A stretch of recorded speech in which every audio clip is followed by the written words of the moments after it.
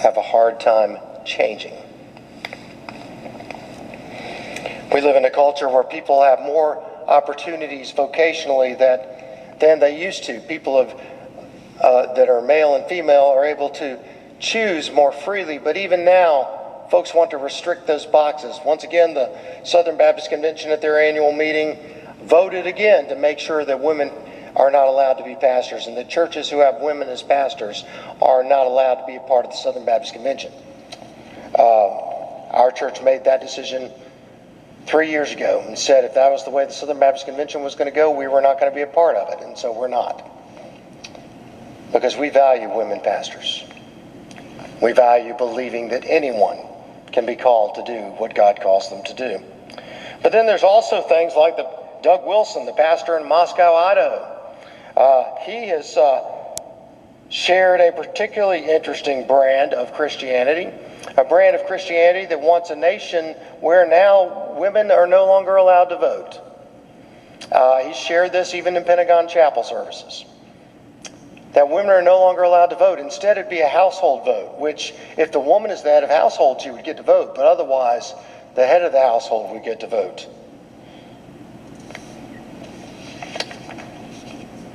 Trying to put people back into boxes that were not God's boxes to begin with. Because God has called us to be who we are. Called to be free. Called to find our vocation under the Holy Spirit, not because of boxes that we create. The point is, when we try to force people into roles, when they are called by God to other roles, we harm people and we wound our relationships with people. We end up favoring the children that follow the path that we value. We end up disconnecting with children that follow a path that makes us uncertain or squeamish. Favoritism leads to resentment and broken relationships, and that's exactly what Rebecca and Isaac are about to get. You may remember the story. One day, Esau is famished from hunting. He comes home after hunting and he is starving. He hadn't had a bite to eat in 3 stinking days, as the movie says. He is hungry. The only food ready to eat in the house is a perfectly prepared lentil stew that Jacob has been working on all day. Now, how many of you have eaten lentil stew? How many of you have eaten lentil stew? I've got to tell you, my wife, my daughter, my son, they make an incredible lentil stew. When you walk into the house, you smell it. It fills up the house. It's amazing. And let me just go ahead and be honest with you, I'm not really a lentil guy. You know what I'm saying? I mean, how many of y'all have just come home and said, I really want a good package of lentils today? Everybody? How many of you are saying, what is a lentil? Anybody? Okay, gotcha. All right, it's a little bean. Okay, there you go. We're good. Okay, so this stew's amazing. And when I've tasted it, I was like, lentil stew, and I tasted it, I'm like, man, this stuff is fantastic. I get why Esau smelled this and said, oh my gosh, this is heaven in a bowl. I got to have that. I get it. And also be aware, remember the rest of the pressure that he's under. Because there's no DoorDash, right? There's no Wawa. He can't call Domino's. He can't go to the 7-Eleven. There's not even a Walmart. Can you imagine? There's nowhere he can go to get a quick bite to eat. If he's going to cook something, he's going to have to take something he just killed. He's going to have to skin it. He's going to have to wait for it. He's going to have to get the fire built. He's going to have to get it going. And it may take half a day for him to get the food ready. He's starving and there's stew right there. Jacob, let me have a bowl of your stew.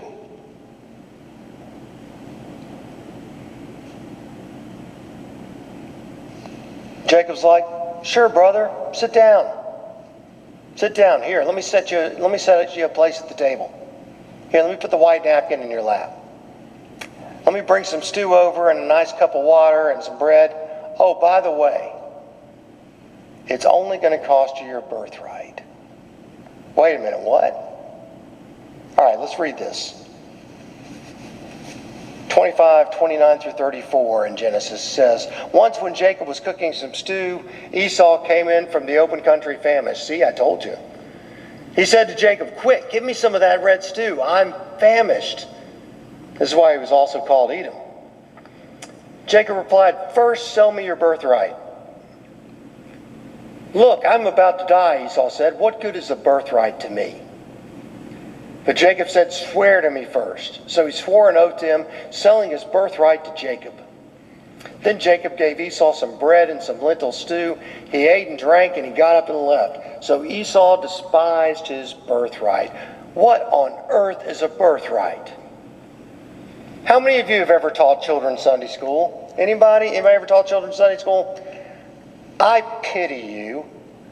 By the way, Sharon still needs some Sunday school teachers, so if you're not teaching, it's a great time. I pity you because whenever y'all got to this story and had to tell the children that Jacob asked Esau to sell his birthright, and you had to try and explain what a birthright was to children, I mean, really, I remember this story when I was a kid. I'm like, who cares? A birthright. That concept just doesn't really translate to us.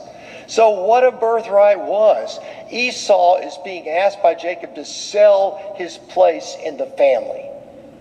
He's being asked to give up his leadership of the family unit as the firstborn and all of the privileges of the firstborn, which means the privileges of dividing up the wealth when his father dies. He is saying, switch places with me, brother, and I'll give you all the stew you want. It's a dumb deal.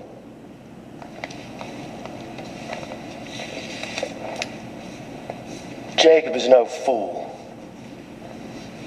He figures he's got nothing in life, and everything he's got is either going to come from the hand of Esau or out of his own wit. So he becomes a manipulative, deceptive scoundrel.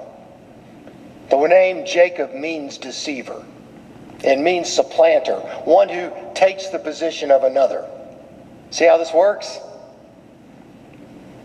So Jacob throws out the hook and baits it at just the right time. And Esau, being the impulsive person he is, takes the bait. Yeah, sure, I don't need the birthright, whatever, give me the stew. Again, Jacob is no fool. Wait a minute. Swear it first. This is not a joke. This is for real. Swear it first means sign on the dotted line. This is an oral culture. They don't have written contracts. So swearing it is a legal moment where Esau legally gives to his brother the rights of the firstborn. Sometimes we hear the story told as Jacob tricking Esau out of his birthright, but there is deception, there is manipulation, but there's no trickery here. Esau knows exactly what's happening. He just doesn't say no. This is a dumb deal.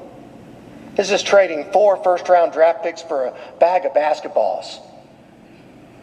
This is not a good deal.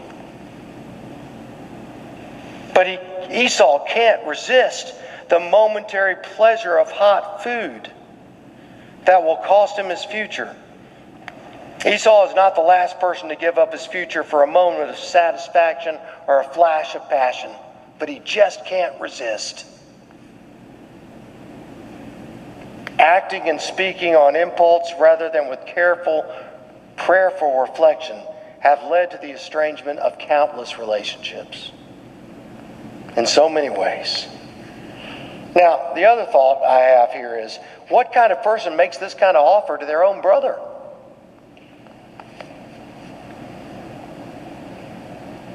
What kind of person is so manipulative that they're sitting here thinking of how to trick their family,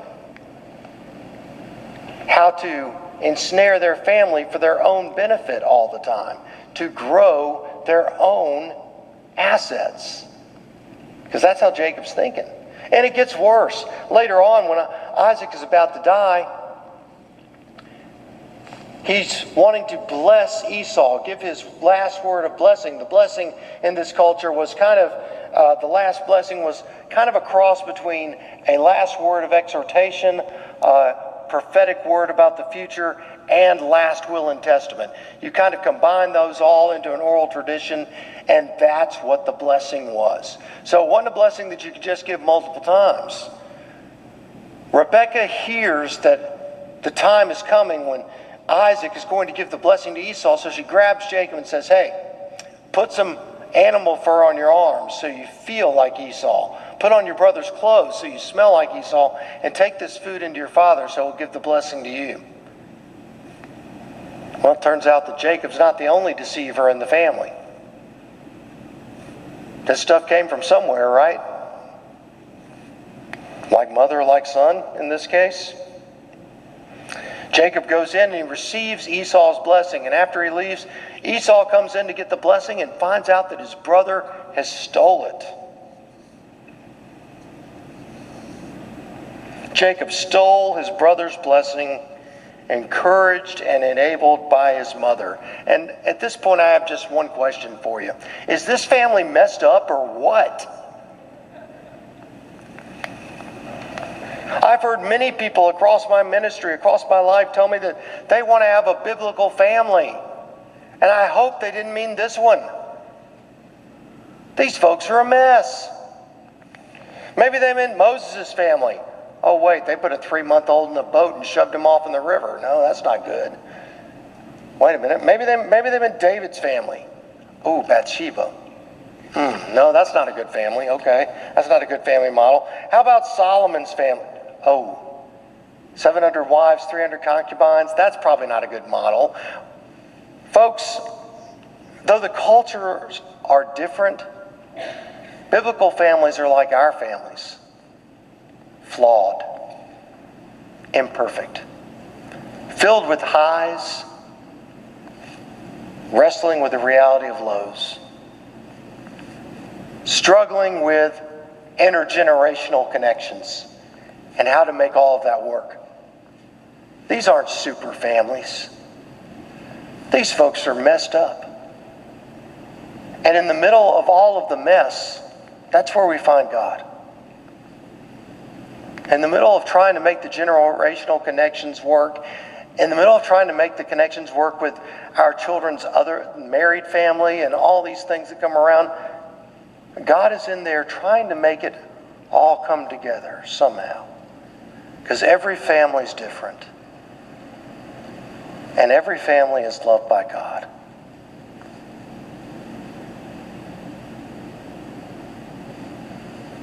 And by the way, Esau is mad. He is ticked off. Genesis 27:35-36 says this. Isaac said, your brother came and deceitfully took your blessing. Esau said, isn't he rightly named Jacob? Remember, deceiver? This is the second time he has taken advantage of me. He took my birthright. Notice there's no mention of how Esau freely fell for that. And now he's taken my blessing. Then he asked Isaac, haven't you reserved any blessing for me? Father, isn't there anything left for me? And Esau receives a blessing from his father, but it is not the blessing. And the relationships in the family are fractured. Esau claims, a couple of verses later, Esau says, after my father dies, I'm going to kill Jacob. And Jacob is forced to flee.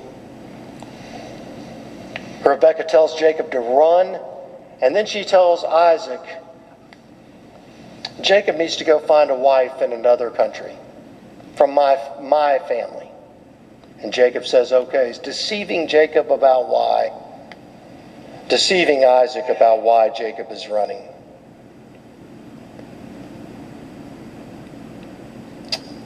This family is messed up. And this is the family God is building our faith foundation on.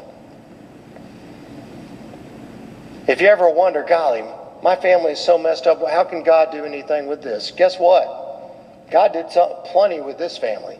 God can use our families too. God can heal our families. God can do work in our families. So what do we do with all this? What do we do with all this? This episode 1 of A Family Nightmare. By the way, this is a safe place, okay? This is a safe place. So I'm going to ask a question that takes some courage to answer, and I'm going to ask you to raise your hand. It's a safe place. Nobody's going to judge anybody. How many of you watch soap operas? Anybody? Okay, very good. All right. Folks, this could be as Esau and Jacob's world turns.